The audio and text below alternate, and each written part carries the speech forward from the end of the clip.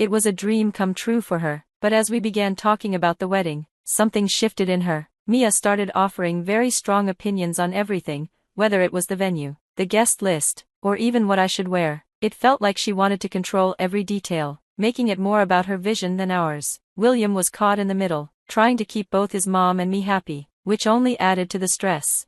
As the wedding planning continued, tensions between us grew. We started arguing about things that normally wouldn't be an issue, all because we were trying to balance our desires with Mia's expectations. I quickly realized that if we didn't address this, it could have long-term effects on our relationship. So, I suggested to William that we have a serious conversation to set our priorities straight and figure out how to handle Mia's involvement. We agreed that the wedding should reflect what we wanted, not just what Mia envisioned. While we valued her input, it was important to establish boundaries. Together, we decided to sit down with her and gently explain that while her involvement was appreciated, the final decisions had to come from us. It was crucial that we stayed true to ourselves as a couple on our special day. At first, I was thrilled. Mia embraced me with open arms, eager to get to know me better and help with the wedding. She stayed with us for a weekend to assist with the preparations and bond. I saw it as a great opportunity to grow closer, but things quickly changed. It started subtly. During breakfast on Saturday, while William was outside drinking coffee, Mia smiled and said, "You're not too concerned about carbs, are you?" I laughed it off, but her comment stung a little. Later, as we looked through wedding dress catalogs, she pointed to a dress, saying it was beautiful but only suited for a certain body type, hinting that it wasn't for me. I brushed it off, but I felt a growing sense of discomfort. The real blow came when we went shopping for wedding decorations. She casually mentioned how a friend's daughter had lost weight for her wedding and asked if I'd considered doing the same. I muttered something about being happy with my body, but it was clear what she was suggesting. The next day, she snooped through my kitchen cupboards and made a comment about all the snacks I had, advising me to eat healthier before the big day. Her focus on my weight became more pointed with each interaction. The comments were always wrapped in a friendly tone, but they felt more like subtle jabs. Interestingly, she only made these remarks when William wasn't around. Whenever he was present, she was all smiles and charm, but the moment he stepped out, the critiques resumed. It was like dealing with two different versions of Mia, one who accepted me and another who judged me constantly.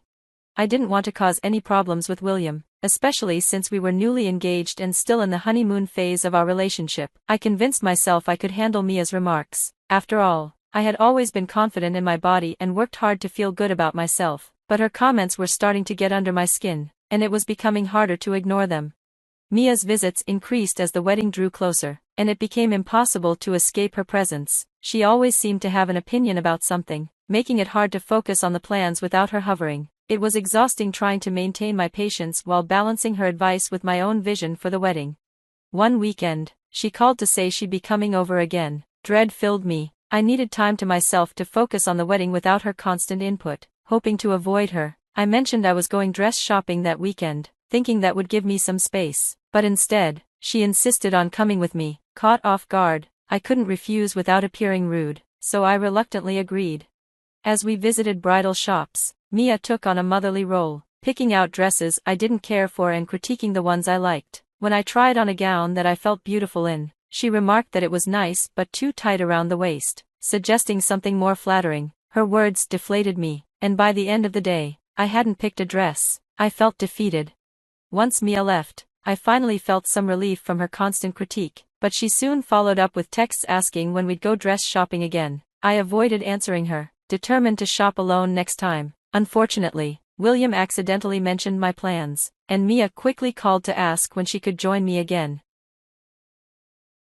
Faced with the thought of another stressful day with her, I quickly came up with an excuse, telling Mia that the bridal shop had a strict policy of allowing only 3 guests, and that my mother and maid of honor were already accompanying me. She immediately questioned the strange rule, catching me off guard. Flustered, I stuck to the story, even though I could feel how flimsy it sounded. I ended the call as quickly as I could, guilt settling in for lying to William's mom, but I knew I needed to prioritize my own peace of mind. Despite the guilt, I reminded myself that this day was supposed to be joyful and exciting. I resolved to focus on the positive aspects of the experience, finding the perfect dress and sharing the day with people who truly supported me. My mom and maid of honor arrived to pick me up, their energy lifting my spirits. Together, we headed to the bridal shop, and I allowed myself to fully embrace the excitement of the day.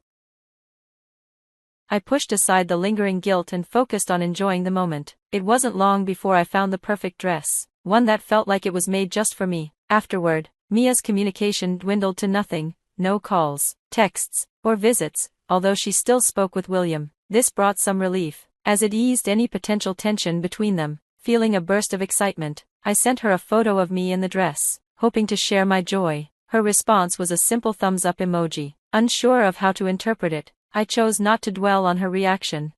As the wedding approached, I became consumed with last-minute preparations, leaving little time to think about Mia. My days were packed with tasks, finalizing the guest list, confirming vendors, and perfecting the decor. When the big day finally arrived, it felt magical. Walking down the aisle toward William, I saw the love in his eyes, reassuring me that all the stress had been worth it. We exchanged vows and rings, and in that moment, we were officially married.